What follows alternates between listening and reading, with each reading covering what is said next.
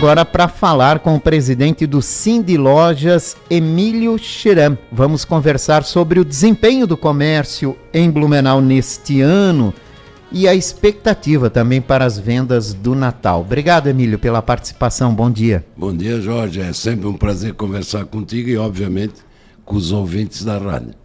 Emílio, antes da gente começar a falar sobre desempenho do comércio, né, eu acho que é legal a gente falar sobre Sindilojas e CDL, que são duas entidades que atuam pelo bem e pelo desenvolvimento do comércio aqui na nossa cidade, né? O que diferencia essas duas entidades e o papel delas? Sim, para ser assim bem prático e didático, o Sindilojas seria uma representação oficial perante o Estado e o Poder Judiciário. E a CDL é uma entidade que promove, quer dizer, a força maior dele é tentar incentivar, é tentar promover, por isso que sempre concursos, sorteios e diversos... Nascem lá na CDL. Nascem na CDL, são orientados pelo CDL. Nós somos apenas, vamos dizer, claro, um apoio, óbvio, né? Mas também, para que o ouvinte entenda, nós cuidamos da parte legal. Então, as negociações que são feitas anualmente, que são entre os sindicatos dos empregados e o sindicato patronal, que somos nós, todo o que rege o trabalho. Quantas horas ele pode trabalhar, quanto ele tem ganhado sobre hora, e sabe, essa parte legal. Isso é responsabilidade nossa. Então, todo ano a gente faz uma convenção coletiva, que chama, que eu estou no sindicato atualmente há uns 13 anos, fiquei uns 7 anos fora, daí voltei agora, já estou 13, acho que já deu para a bola do sindicato e não minha, porque eu gosto dessa atividade. Sabe, então a gente cuida muito dessa relação. Eu tenho assim um orgulho muito grande de dizer que nunca, sob a minha gestão, o nosso acordo coletivo foi para a justiça. Nós sempre conseguimos algumas assim, no apagar, sabe, aos 92 minutos do segundo tempo, a gente conseguiu fechar. Porque às vezes é uma meio pesada, porque tudo muito depende, vamos dizer, agora, para negociar esse ano que nós estamos encerrando, estava muito favorável a eles, porque há uma falta de mão de obra, sabe? E isso para eles foi muito bom, porque eles conseguiram aumentar os salários. Então, sabe, é um jogo que é bom para os dois lados, né? Não existe, né? No nosso caso, Sindiloja e Sindicato dos Funcionários não tem ganhador. Por isso que a palavra já diz, é um acordo coletivo. E nesse sentido, né, a sua presença aqui é muito importante, porque está se discutindo no Congresso Nacional o fim da escala 6x1, e ela atinge diretamente o comércio. Eu acho que é o principal setor impactado por essa possibilidade de mudança é o comércio, né? Que se for aprovado, vai ter que encontrar mais mão de obra no mercado. E olha que, vamos falar aqui do nosso estado, né? Porque a mão de obra em Santa Catarina é geral, porque nós temos 11 lojas, então nós temos desde Chapecó até Criciúma, Joinville, Florianópolis, então, em todos os lugares a dificuldade é a mesma. Né? Então, encontrar pessoal, né? Encontrar pessoal. Hoje, Santa Catarina pode se orgulhar de ter pleno emprego. Só não está trabalhando quem não tem, vamos dizer, uma classificação, a mínima necessária. Não sabe ler, né? Então, não sabe o mínimo de um computador para poder emitir uma nota e tal. Mas essa escala de serviço, ela pode ser um entrave para... Vai ser. Não, mas eu digo atualmente, ela é um entrave para contratações no comércio, por exemplo, as pessoas não querem trabalhar 6 dias da semana e folgar um, e essa mudança ela pode motivar as pessoas a trabalharem no comércio? A 4x1 sim, né? Porque hoje o cara tem uma folga por semana, nem sempre no domingo, Acho que isso... E dificilmente coincide um final de semana com a família, por exemplo, né? Sim, mas aí tem uma outra lei que entra em vigor agora no início de 25, que as mulheres vão ter direito a... Eu agora sim não tenho certeza, mas a 3 domingos. Antes em um mês. Em um mês, que seria praticamente o mês todo. Né? Nós temos 4, em média, 4 domingos por mês, então ela teria 3. Isso entra em vigor ano que vem. Quer dizer, estamos ali às portas do ano que vem. É que o 6 por 1, ele, para quem emprega muito, é fundamental. Né? Isso vai, vamos dizer, na hora que passar a 4 por 1, isso vai aumentar o custo de uma empresa muito. É que tem que aumentar a equipe de trabalho. Exatamente. E porque o que a gente tem que deixar bem claro para quem nos ouve, que um funcionário que ganha 100, ele custa para a empresa 200. Os cálculos mais pessimistas dizem que é 100. Os mais otimistas dizem que é 175. Né? Só que tem gente que não calcula férias, tem gente que calcula, sabe... 13º e por aí afora. Vamos deixar por 175. É um custo muito alto. Eu gosto de frisar o seguinte, se nós não tivéssemos esse custo sobre o funcionário, que a culpa não é dele, obviamente, né? E vamos dizer, custasse 10% só, e essa diferença de 60% nós aumentássemos no salário dele, imagina, o dinheiro queria entrar na economia do país.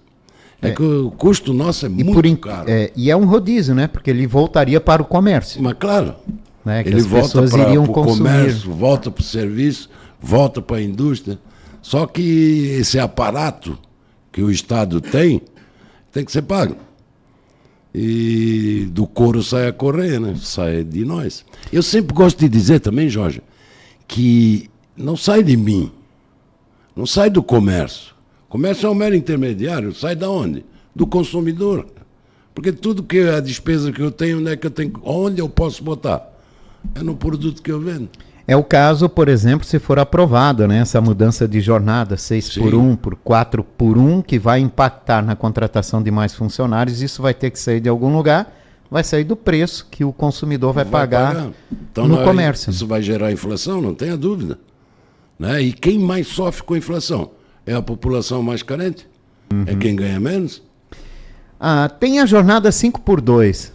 O que seria mais viável hoje para o comércio? Manter 6 por 1? Hoje, mais viável é 6.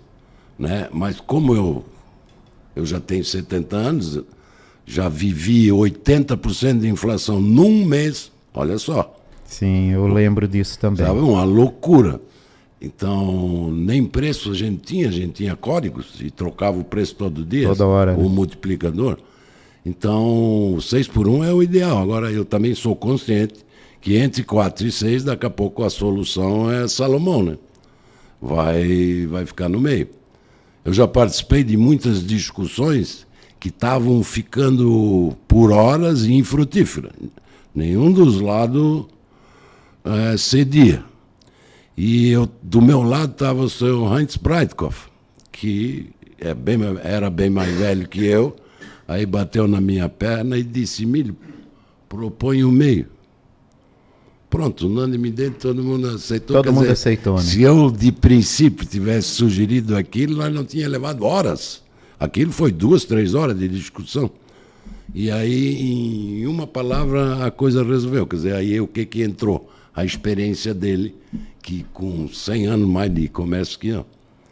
Então fica aí agora essa expectativa para ver como isso vai eu ser acho que acaba chegando e nisso. Avançar. Acaba chegando nisso, no 5. 5 por 2. 5 dias de trabalho, 2 de folga em uma semana, né? Agora a coincidência, né? O que se fala muito é da coincidência do final de semana, né? Do trabalhador do comércio também ter um sábado e domingo de folga. Talvez alguns empresários já fazem isso, né? Até para satisfazer ou para atender uma demanda dos próprios trabalhadores, né? Aí é o tal negócio, tem empresário. A nossa empresa, ano que vem, vai fazer 75 anos. A nossa rotatividade de funcionário é ínfima. É bem baixa. Muito comparada à rotatividade do comércio. Do comércio em geral. Eu tenho funcionário que trabalha mais tempo que eu. E olha, eu estou com 70 anos. Então, sabe, pessoas que começaram naquele tempo, podia com 14, 15. Né? Então, claro que estão aposentados, mas continuam trabalhando.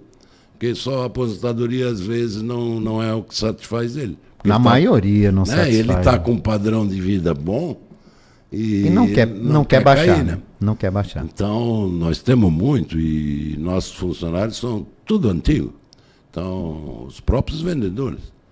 E isso, aí é o que eu digo, tem empresário. Sabe, onde tu te sente bem, porque não é só o salário. Mas a Flamingo trabalha com folga casada no final de semana? Não, nós não trabalhamos domingo, quer dizer. Nós só temos uma loja que trabalha domingo, que é... duas. Itapema e o shopping de Florianópolis, o Beira-Mar. Mesmo assim, é possível emplacar uma folga casada? Claro.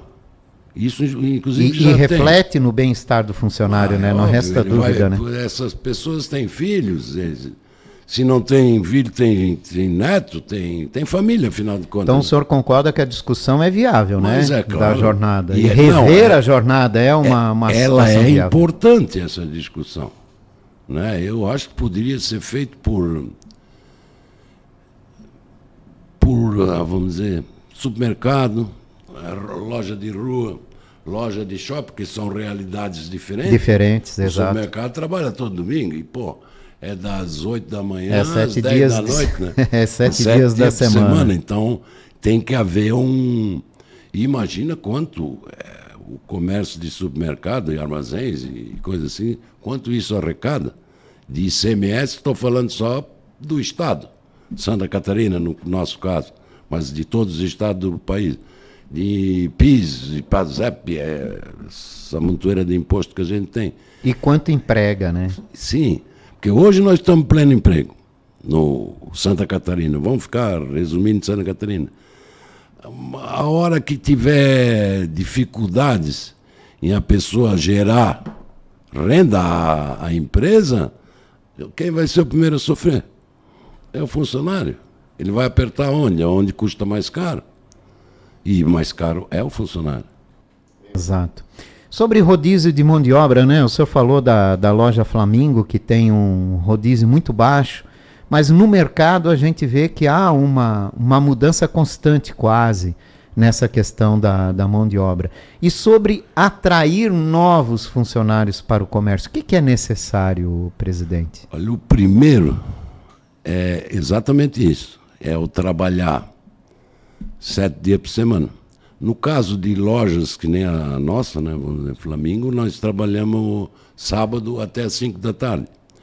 Domingo nunca trabalho, então só tem 2 lojas que trabalham e para ter até para justificar, em Itapema nós só fechamos 3 dias por ano, que é dia 1º de maio, dia 1º do ano e 25, Natal. O resto funciona normal. E nós não temos problema com o funcionário. Com rodízio. Por quê? Quando tu ganha bem, tu não reclama, porque tu sabe que sair daqui e for ali, tu vai ganhar menos. Então tu fica aqui. Nós temos um sistema de recompensas com metas, né? Porque 90% do nosso funcionário é vendedor.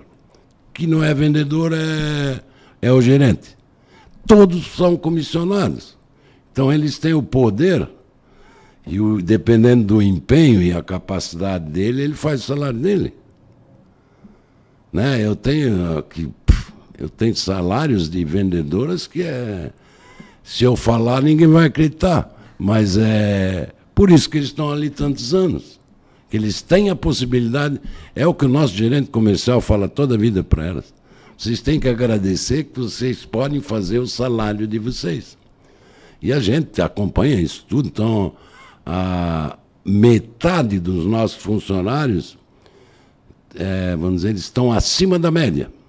Que a gente faz uma média. Aqueles que estão abaixo da média, que são menos, Nem sempre eles estão satisfeitos, mas é porque eles... Depende do desempenho, né? Exatamente. Isso é democrático, isso incentiva quem é bom. Nós temos que incentivar o bom. Sabe, aquele que não tem hora, que o cliente não atrapalha porque está perto das 7 horas da noite que vai fechar e começa, sabe, a querer... Não, vão fechar a nota. E para fechar uma nota ainda tem um monte de caminho para ir. Tu pode... Sabe, tu vende uma fronha, tem um travesseiro, tu vende um jogo de cama, tem um edredom, tem a colcha, tem, meu Deus, tem a saia da cama, né? Sabe? E nem sempre um travesseiro resolve o assunto, quem sabe 4. Porque tu passa na nossa vitrine, nunca tem um travesseiro. Tem 4 no mínimo. Sabe, para embelezar a cama. Quanto tempo a gente passa dormindo? 30% da vida. Meu Deus, aquele lugar tem que ser um lugar agradável. O senhor está falando como vendedor, né? Claro. Emílio Chiram. Olha, são setores e setores do comércio também, né? A gente tem o comércio de rua, tem, como o senhor falou, shopping, supermercados, tal, e diversos setores, né? O vestuário, cama, mesa e banho, como é o caso do senhor. E cada um tem lá as suas características próprias, né? E o seu desenvolvimento próprio também. Uns com mais dificuldade, outros com menos dificuldade. Mas num contexto geral, se é que dá para a gente falar num contexto geral, como é que o senhor avalia, e o sindicato também, né? Avaliam esse ano do comércio, né? Foi muito bom. Sabe, isso a gente sente pela rádio comércio. Pelas conversas. Né? Conversa com um, conversa com o outro. Quando a gente faz a tal da convenção coletiva, que se faz assembleia, daí tu tem mais gente para trocar ideia. Foi um ano bom. O final do ano vai ser bom. Uma expectativa boa nesse sentido. E aí que entra de novo aquela história. Otimismo e pessimismo. Estão todos otimistas, estão todos preparados. O pessoal comprou para vender. E isso é bom. Porque quando a gente sai de um verão bom, nós vamos ter um inverno bom, porque tu está capitalizado, tu vai conseguir comprar para o próximo inverno. Claro que inverno hoje em Santa Catarina, na nossa região, ninguém compra para inverno pesado, isso já é o comércio da serra, né? Que aí é diferente. Então, nós estamos muito otimistas e vamos ter um final do ano, um Natal, assim, que até o Papai Noel vai rir. O senhor acha? Tem uma previsão de crescimento, não? No mínimo 10%. No mínimo 10%, deve crescer nesse final de ano. Tem algum setor que deve crescer mais e outro deve não crescer tanto? Claro. Né, isso tem. Porque, olha, tudo que o comércio tem, isso vai desde automóvel até material de construção. É um leque muito amplo, né? Então, material de construção depende de quê? De construção, de reforma. Mas é comum, reformas, ampliações no final do ano, que também movimentam esse. E pelo andar da carruagem estão satisfeitos. A revenda de automóvel, eu acho que vão ter um final do ano excelente. Mesmo com o preço que estão os veículos usados aí? Mas eu tenho uma história que eu aprendi com o José Pastore. Diga. Ele foi visitar uma vez a Hyundai, lá na Coreia. E a Hyundai, na Coreia, ela não é uma montadora. Ela fabrica tudo do carro. Então o carro que ela monta é feito por ela. Todas as peças? Todas as peças, com exceção do pneu. Só o pneu que não? Só o pneu que vem de outro fornecedor. E aí eles mostraram para ele na época que eles estavam pensando em vir para o Brasil. Aí quando o preço lá, vamos dizer que era 50 e o Brasil ia ser 100. Aí o pastor disse para eles, mas vocês não têm medo de ir para lá com 100? A resposta que ele ouviu, eles pagam. Aí é que tá, né? Porque os carros usados subiram um monte, né? Até porque o carro, vamos dizer, o novo, né? O zero, ele também subiu muito. Hoje tem carro zero popular ainda? Não tem mais, né? Não, tem. Tem aquele da Renault. Mas é 70 mil. O senhor acha isso popular? Mas em relação ao preço dos outros... Só se for nessa relação, não, né? Claro, porque ele acompanha, né? Não tem... Não tem como, realmente. Mesmo assim, né, a gente vê sempre um crescimento, né? Sempre os noticiários que vêm desse tipo de comércio sempre apontam crescimento, né? O que mostra que isso que o senhor falou. As pessoas querem e dão um jeito de conseguir realizar o sonho, né? Todos nós temos sonhos. Bom, uma outra questão também que a gente tem que conversar bastante é a expectativa para 2025, né? Quando a gente fala em expectativa de comércio, a gente sempre alia a economia, o desenvolvimento da economia. A gente tem aí uma discussão que a gente vê na imprensa nacional, que especializada em economia, que discute muito essa questão do pacote de corte de gastos, né, que vai, fica para amanhã, fica aí uma enrolação que a gente não vê tão grande. E o empresário espera uma contrapartida do governo sempre, né? Sempre. Que não saia só dele, né? Todas as ações para se tentar conter, mas que o governo também dê o exemplo, né? E que não vem. A gente espera, mas não vem.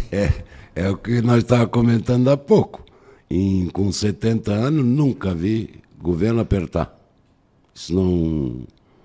Ele não... É o tal negócio. Mas isso não gera esse pessimismo que o senhor fala? Que a gente sempre fala assim, o otimismo gera confiança e todo mundo vai para frente. Pessimismo vai todo mundo recuar. Vamos dizer, essa parte noticiosa de econômica e técnica, isso a população não vê, ele não consegue acompanhar. Ele consegue acompanhar as manchetes, né? Tá ruim, ou vai ficar ruim, ou coisa parecida, que não é bom, né? Mas não vejo que, enquanto tiver esse governo que está aí, ele não vai apertar nada. Isso eu não tenho dúvida nenhuma. Isso está no DNA do Lula e o PT, gastar e gastar. Está pouco ligando para o endividamento, porque quem vai pagar isso não é ele, é o próximo presidente. Né? E quando eu digo próximo presidente, não, é a próxima administração. Porque nós não podemos depender. Eu sempre digo, o nosso maior pepino não está no executivo. O maior pepino nosso é no Congresso.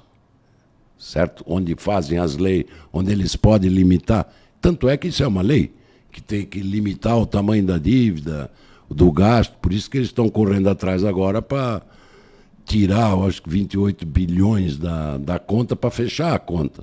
Isso. E foi uma lei criada pelo Congresso Nacional. Então eles vão ter que se adaptar, onde eles vão cortar, não sei, mas vão cortar. E essa força do Congresso é usada como barganha para ganhar mais. Então, sabe, isso sempre assim. A gente vê eternamente essa... então, eu não vejo por que nós reclamamos. Porque quem está lá foi nós que escolhemos. Então, a gente tem que aprender a votar, né? Exatamente. A escolher, né? Ter escolhas na hora que melhores. Nós tivermos senadores, deputados federais que pensem em Brasil e não pensem neles, porque a impressão que eu tenho é que eu estou lá no segundo dia. Tomei posse hoje, amanhã eu já estou trabalhando para me reeleger. Aí não dá, eu não estou pensando no país. Ou vamos transformar aqui para Florianópolis, Assembleia Legislativa. Eu não estou trabalhando por Santa Catarina, estou trabalhando para me reeleger. Não é para isso, né? Por isso que eu acho que devia ter limite. Dois mandatos e deu para ti, vai para casa. Deixa vir um novo. E novo que eu digo não é só de idade, que o ideal seria, né? Muitos políticos usam a política como carreira profissional. Mas o pior que é hereditária. Isso é pior ainda. Vai passando de geração. De vô para pai para neto. Que o eleitor tem que saber enxergar isso, exatamente, né? Mas o eleitor não enxerga, né?